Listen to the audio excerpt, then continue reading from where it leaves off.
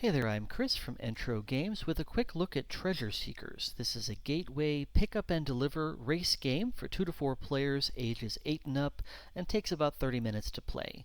It's a modern day scavenger hunt and race for a priceless treasure. Coordinate a team of 3 intrepid explorers roaming the globe to find clues, collect the needed items, and eventually find a priceless treasure first. First thing we'll do is we can start by drawing 3 roll cards.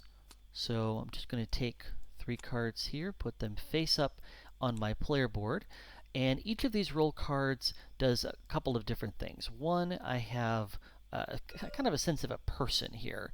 They're starting from a specific location, and their first clue will come from a specific continent, so they know where they're going when they start the game. Each roll card also gives you a special once per game action that you can take on your turn, and once you've used that, you just flip it face down to show that it's used. So as I start the game, I have 3 pieces that I'm sending around the board. I have a pawn, I have a disc, and I have a cube. My pawn is a tour guide starting from Sydney Opera House with their first clue going to Loch Ness.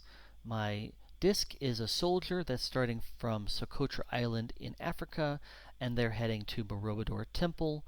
And my cube is a hacker starting from Roswell, who's going to the Giza Pyramid in Africa. So now I'm just going to put these pieces on the board.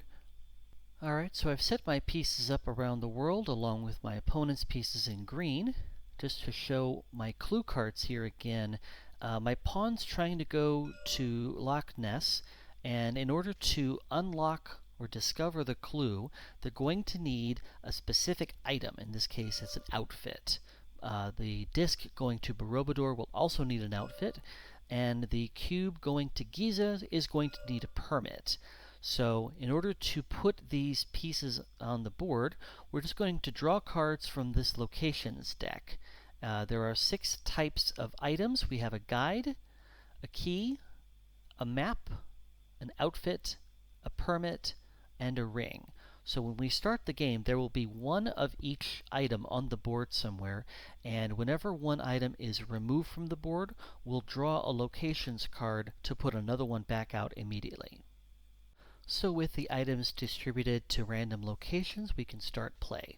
On your turn, I'm going to have 3 move cards in my hand. These are numbered from 1 to 4, and I'm going to use 2 of those cards to move pieces exactly that many spaces. I can move 2 different pieces or the same piece if I want. What matters is that I'm moving exactly that many spaces.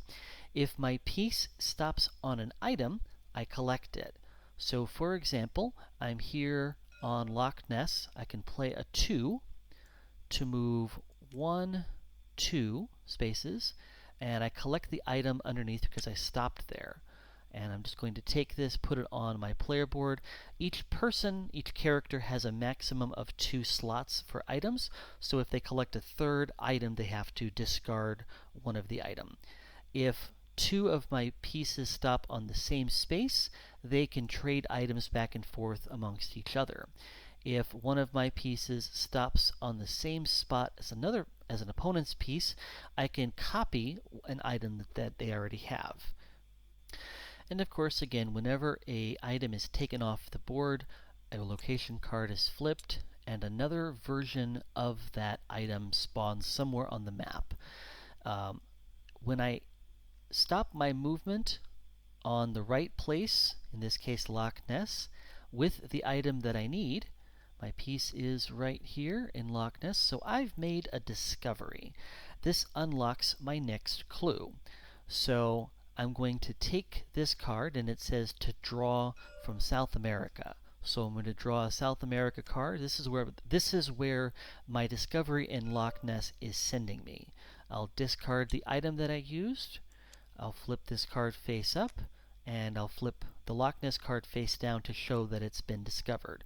My tour guide now, starting from Loch Ness, is now headed to the Amazon rainforest where I need a key. So once I finish my 5th goal, I'll draw a final card, and that is the place where my treasure is. So my 5th card says to go to Asia. I'll draw an Asia card, and I want to get all 3 of my people along with the thing I need to this location. So for this player, they want to get all 3 of their people to the Maldives, and they'll want to find a guide somewhere along the way. The first person to find 5 clues and get all 3 of their people to the last place wins. The gateway game we have right now highlights some of the more unusual places on our planet, some better known than others, along with a fun travel theme that introduces the pick up and deliver mechanic in a simple way. This has been Treasure Seekers, and I've been Chris Backe. Thanks for watching.